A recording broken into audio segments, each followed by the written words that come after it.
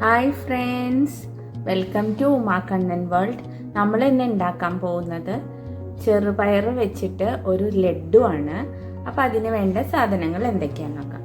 ഞാനിവിടെ ഒരു കപ്പ് ചെറുപയർ നല്ലോണം കഴുകി എടുത്തു വെച്ചിട്ടുണ്ട്. എൻ്റെ വെള്ളമെല്ലാം പോയി റെഡിയാക്കി എടുത്തു വെച്ചിട്ടുണ്ട്. പിന്നെ നമുക്ക് വേണ്ടത് ഒരു ചെറിയ കപ്പ് തേങ്ങ, കോക്കനട്ട് വേണം. ആ കോക്കനട്ട് ഞാൻ കുറച്ച് ഡ്രൈ റോസ്റ്റ് ചെയ്ത് ഫ്രൈ ചെയ്ത് എടുത്തു വെച്ചേക്കുന്നതാണ്. പിന്നെ നമുക്ക് വേണ്ടത് കപ്പലണ്ടിയും ഞാൻ റെഡിയാക്കി വെച്ചേക്കാണ്, ഫ്രൈ ചെയ്ത് റെഡിയാക്കി എടുത്തു വെച്ചേക്കാണ്. അപ്പോൾ നമ്മൾ ഈ രണ്ട് കാര്യം ചെയ്യുന്നതിന് മുമ്പ് റെഡിയാക്കി വെച്ചേക്കണം. തേങ്ങയും വറുത്ത് വെക്കുക, കപ്പലണ്ടിയും വറുത്ത് വെക്കണം. പിന്നെ നമുക്ക് വേണ്ടത് ഒരു 2 ടേബിൾ സ്പൂൺ നെയ്യ് വേണം.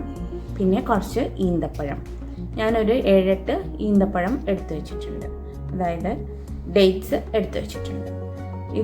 ഇതിൽ നമ്മൾ ഷുഗറോ ശർക്കരയോ ജാഗ്രയോ ഒന്നും തന്നെ ആഡ് ചെയ്യുന്നില്ല, പഞ്ചസാരയൊന്നും ഇടാതെയാണ് നമ്മൾ ചെയ്യുന്നത്. ആദ്യം നമുക്ക് ചെറുപയർ ഒന്ന് ഡ്രൈ റോസ്റ്റ് ചെയ്ത് എടുക്കാം. ഫ്രൈയിങ് പാനിൽ ചെറുപയർ നല്ലോണം കഴുകി റെഡിയാക്കി വെച്ചിട്ടാണ് വെച്ചിരിക്കുന്നത്. ഇത് നമുക്കൊന്ന് നല്ലോണം ഡ്രൈ റോസ്റ്റ് ചെയ്ത് എടുക്കാം. നമ്മുടെ ചെറുപയറെല്ലാം നല്ലോണം ഡ്രൈ റോസ്റ്റ് ആയിട്ട് വന്നിട്ടുണ്ട്. കണ്ടോ, നല്ലൊരു ബ്രൗണിഷ് കളറായിട്ട് വന്നിട്ടുണ്ട്. ഇത് ചൂടാറിയതിന് ശേഷം നമ്മൾ മിക്സിയുടെ ബൗളിലിട്ടിട്ട് പൗഡറാക്കി എടുക്കാം. ചെറുപയർ മിക്സിയുടെ ബൗളിലിട്ടിട്ട് നമുക്ക് നല്ലോണം പൗഡറാക്കി എടുത്തുകൊണ്ട് വരാം. നല്ലോണം പൗഡറാക്കി എടുത്തുകൊണ്ട് വന്നിട്ടുണ്ട്.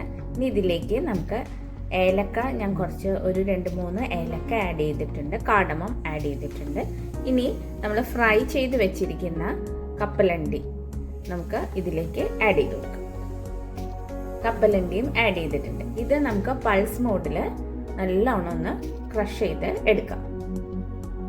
ഇപ്പോൾ നമ്മൾ ചെറുപയർ നല്ലോണം പൗഡർഡാക്കി കഴിഞ്ഞു, കപ്പലണ്ടിയും ഏലക്കയും ഇട്ട് നല്ലോണം ക്രഷ് ചെയ്തെടുത്തു.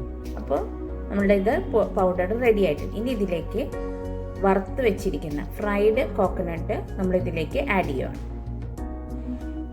ഇനി നമ്മൾ ആഡ് ചെയ്യാൻ പോകുന്നത് ഡേറ്റ്സ് ആണ്, ഈന്തപ്പഴം. നമ്മൾ ഇവിടെ ഒരു 8-9 എടുത്ത് വെച്ചിട്ടുണ്ട്.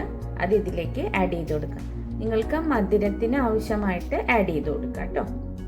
ഇതും നമുക്കൊന്ന് ജസ്റ്റ് ഒന്ന് വിപ്പ് ചെയ്ത് എടുക്കാം. നമ്മുടെ എല്ലാം പൗഡേർഡായി റെഡി ആയിട്ടുണ്ട്.